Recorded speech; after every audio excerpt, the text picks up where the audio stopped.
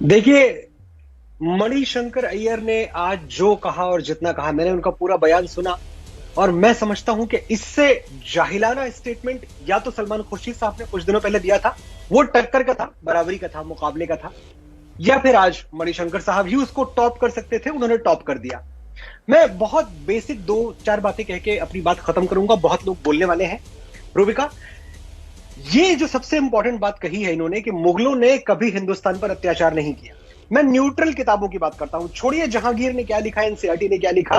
देश के बाहर का आदमी, अमेरिकन हिस्टोरियन विल डुरांट, बहुत बड़े हिस्टोरियन हैं, हम सब इज्जत से उनका नाम लेते हैं। उन्होंने अपनी किताब में साफ साफ लिखा हुआ है कि Islamic invasion of India is the bloodiest chapter of human history. Indian history की बात नहीं हो रही है, ह्यूमन हिस्ट्री की बात हो रही है। आई रिपीट, आई कोट, कि जो इस्लाम का इन्वेजन था, जो इस्लाम का आक्रमण था हिंदुस्तान पर, उससे ज्यादा खून खराबे भरा पाठ दुनिया के इतिहास में कहीं आपको सुनने या पढ़ने को नहीं मिलेगा। ये डोरांट साहब कहते हैं। रामधारी सिंह दिनकर हम सबके गुरु हैं, हम सबके बहुत बड़े कवि हैं, और जवाहरलाल नेहरू ही उनको राज्यसभा में लेके आए थे चुन के।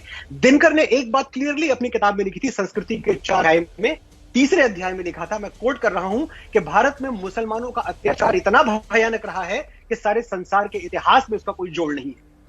मैं एक बात और कहूंगा, यदुनाथ सरकार, जो कि सबसे बड़े मुगलों पे एक्सपर्ट माने जाते हैं, और मैं समझता हूं जितने भी पैनल में लोग बैठे हुए हैं एक बात मानेंगे, सही गलत कैसे भी, लेकिन यदुनाथ सरकार की बातों को, उनके नॉलेज को कोई चैलेंज नहीं कर सकता। ना वो जनसंघ से जुड़े थे, ना तब भारतीय जनता पार्टी थी, तब हिंदू महासभा भी नहीं थी। 1910 के आसपास वो सक्रिय थे, यदुनाथ सरकार, तब इनमें से कोई इकाई, कोई संगठन सक्रिय नहीं था। यदुनाथ सरकार ने क्लियरली लिखा हुआ है कि इस्लामी राजतंत्र के अनुसार सभी गैर मुस्लिम जनता शत्रु है, और ये इस्लामी राजतंत्र का मतलब मुगल राजतंत्र की बात हो रही है, तथा उसकी संख्या और शक्ति को समाप्त कर देना मुस्लिम शासक का प्रधान कर्तव्य है। ये बात कहां से आती है, ये भी समझने वाली है। ये भी यदुनाथ सरकार नहीं कह रहे हैं, ये आती है शेख हमदानी की एक किताब है जिसका नाम है जखीरातुल मुलूक। अब जखीरातुल मुलूक वो किताब है जिसको ये बाइबल की तरह, कुरान की तरह सामने रख के अपना शासन चलाते रहे हैं शुरू से, ये हम सबको पता है। जखीरातुल मुल्क से मैं कुछ चीजें कोट करना चाहता हूं कि एक इस्लामिक शासन कैसा होना चाहिए और कैसा होता है। नंबर 1, मुस्लिम राज्य में कोई प्रतिमालय नहीं बनाया जा सकता। ये बाकायदा रूल की तरह कॉन्स्टिट्यूशन है। ये कॉन्स्टिट्यूशन पढ़ के सुना रहा हूं मैं आपको, मेरा लिखा हुआ नहीं है, शेख हमदानी का लिखा हुआ है, जखरातुल मुलूक नाम की किताब का। मुस्लिम राज्य में कोई मंदिर नहीं बन सकता, नंबर 1। नंबर 2, जो मंदिर तोड़ दिए गए हैं उनका नवनिर्माण नहीं किया जा सकता, वो दोबारा नहीं बनाया जा सकता। This is second. तीसरा, गैर मुस्लिम लोग मुसलमानों के सामने जीन और लगाम कसकर घोड़ों पर नहीं चढ़ेंगे। घोड़े पे चढ़ना गैर मुस्लिमों के लिए मना था, यह अकबर के जमाने में भी था। गैर मुस्लिम प्रजा के लिए तीर, धनुष और तलवार लेकर चलना मना है, और गैर मुस्लिम जनता मुसलमानों के मोहल्ले में ना बसे। और आखिरी चीज मैं कह रहा हूं कि गैर मुस्लिम प्रजा अपने मुर्दों को लेकर जोर से विलाप ना करे। यानी अगर हमारे घर में, हिंदुओं के घर में कोई मृत्यु होती थी, कोई बाप दादा मर गया, तो जोर से रो नहीं सकते थे कि कहीं जो बादशाह सलामत हैं उनकी अय्याशियों में खलल ना पड़ जाए। इस पे पूरा जो शासन है वो चला हुआ है। सिर्फ 30 सेकंड और फिर मैं सबको बोलने दूंगा। अकबर को, जिसको सबसे ज्यादा इन्होंने बोला हमारे अकबर, अकबर को मैं अपना मानता हूं, ये तो खैर रहते अकबर रोड पे हैं, बिल्कुल बोलेंगे। मैं जानना चाहता हूं कि पूरी जिंदगी मणिशंकर अय्यर साहब के दिल्ली में गुजरी है, स्टीफेंस में पढ़े हैं, मुझे बताएं कि 1935 में बिरला मंदिर बना था, 1935 के पहले कौन से मंदिर आपको देखने को मिलते हैं? जामा मस्जिद जैसा क्या एक भी स्ट्रक्चर आपको दिल्ली में देखने को मिलता है? मैं पूरे उत्तर भारत की बात कर रहा हूं, पूरे उत्तर भारत में कितने मंदिर बने, जबकि ये वही टाइम था जब साउथ में, दक्षिण भारत में एक से एक मंदिर बनाए जा रहे थे। तो जहां अकबरों का, औरंगजेबों का, शाहजहां का, जहांगीरों का और बाबरों का शासनकाल रहा है, वहां हिंदुओं को या किसी भी अन्य संप्रदाय को क्या तरजीह दी गई है, यह बात आपको समझ में आनी चाहिए, मणिशंकर अय्यर साहब को भी समझ में आनी चाहिए।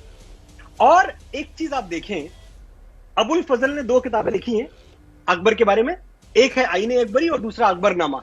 अकबरनामा में अबुल फजल साफ साफ लिखते हैं कि जितना प्रचार साम दाम दंड भेद तरीके से अकबर ने किया है इस्लाम का, उतना बाकी कोई और मुगल नहीं कर पाया। अब अकबर का नाम आने पे मेरा खून क्यों खौलता है? क्यों मैंने बार बार अकबर को ग्लोरीफाइड डकैत बोला, और इसके बदले में मुझे पूरी जमात, जो इनमें से कुछ लोग यहां भी बैठे हैं, इन लोगों ने मेरे ऊपर आक्रमण कर दिया? मैं एक बात समझ नहीं पाता और मैं समझना चाहता हूं कि हल्दी घाटी से तकरीबन 9 साल पहले की बात है जब चित्तौड़ पे आक्रमण किया था अकबर ने।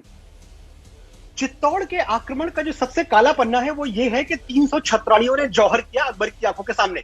उसको अकबर रोक सकते थे, लेकिन उन छत्राणियों को पता था कि ये अय्याश आदमी हमको छोड़ेगा ही नहीं, वरना कोई हंसते खेलते और कोई अपनी मर्जी से अपनी खुशी से आग में नहीं कूदता। ये हम सबको पता है, इंसान इंसान होता है।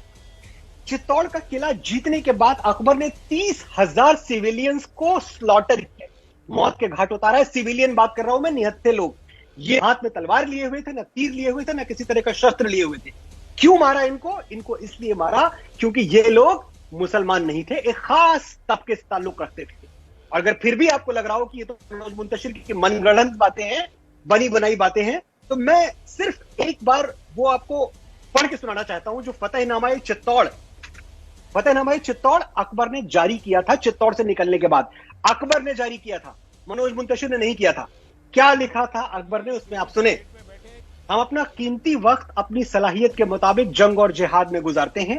शैतान काफिरों के खिलाफ टोली बनाकर हमला हुआ और उस जगह कब्जा हो गया जहां किला खुलता है। हम अपनी खून की प्यासी तलवारों से एक के बाद एक कत्ल करते चले गए और कत्ल हुए लोगों का अंबार हो गया। बाकी बचे हुए लोगों का पीछा हुआ जैसे वह डरे हुए गधे हों शेर से भागते हुए। ये फतेहनामा चित्तौड़ में अकबर ने खुद लिखा है और ये बात हो रही है सिविलियंस की। ऐसे आदमी को आप मेरा बादशाह बनाएंगे, ऐसे आदमी को आप ये बताएंगे कि ये तो मसीहा था हिंदुस्तान का, मैं मानने से इनकार करता हूं।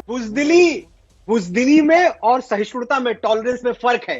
अल बैरूनी जिसकी किताब को आप लोग सर माथे से लगाते हैं, अल बैरूनी ने साफ साफ लिखा था कि पूरी दुनिया में जितनी कौमें हैं उसमें हिंदू से ज्यादा टॉलरेंट कौम कोई और नहीं है। ये हर मजहब का सम्मान करते हैं। ये अल बैरूनी ने लिखा था, ये मनोज मुंतशिर ने नहीं लिखा था। एक बात मैं आपको और कहूंगा, कभी ये जो बार बार कहते हैं ना कि इन्होंने तो घर मान लिया अपना, ये तो कहीं गए ही नहीं। सावरकर ने कॉलोनियल पावर माना है मुगलों को, और ये कॉलोनियल पावर थे, खाली इनको कॉलोनियल पावर के तौर पर ट्रीट नहीं किया गया। इनकी जो पूरी की पूरी लॉयल्टीज थी ना, वो फरगना की तरफ थी जहां से बाबर आया था। इनकी पूरी लॉयल्टीज अरब की तरफ थी, उज्बेकिस्तान की तरफ थी। और अकबर तक के जमाने में इस बात के सबूत मिलते हैं कि बाकायदा यहां का पैसा, यहां का सोना वहां भेजा जाता रहा। और नए जमाने में आइए और ये बात ध्यान से सुनिए, जितने भी लोग बैठे हुए हैं, अल्लामा इकबाल को तो आप पता नहीं क्या समझते हैं और कैसे कैसे उनको आपने उपमान दे रखे हैं। अल्लामा इकबाल का एक शेर आपको मैं पढ़ के सुनाता हूं। हो जाए इशारा अगर शाह खुरासन का, शाह खुरासन, खुरासन वो इलाका है जो ईस्ट इराक और वेस्टर्न अफगानिस्तान के बीच का इलाका है, इसको खुरासन कहते हैं। अल्लामा इकबाल कह रहे हैं कि हो जाए इशारा अगर शाह खुरासन का, सजदा ना करूं हिंद की नापाक जमीन पर। हिंद की जमीन को नापाक बता रहा है ये आदमी अल्लामा इकबाल। और आप मुझे ये बताने वाले हैं कि आपने और आपके मुगलों ने बड़ी मोहब्बत से इस मुल्क की मिट्टी को सराखों से लगाया है। जागिए। और आप नहीं जागेंगे ना, हम जाग चुके हैं।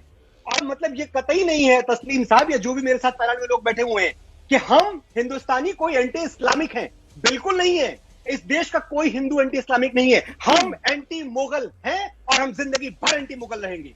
एक बात आप समझ लीजिए, कुछ ट्रबल्ड हिस्ट्री रही है, हमारा पास्ट, हमारा अतीत बहुत मुश्किलों से भरा हुआ रहा है। एक बार उसके बारे में बात कीजिए, उसको अंडर द रग खिसका के कारपेट के नीचे डाल के आप दबा नहीं सकते।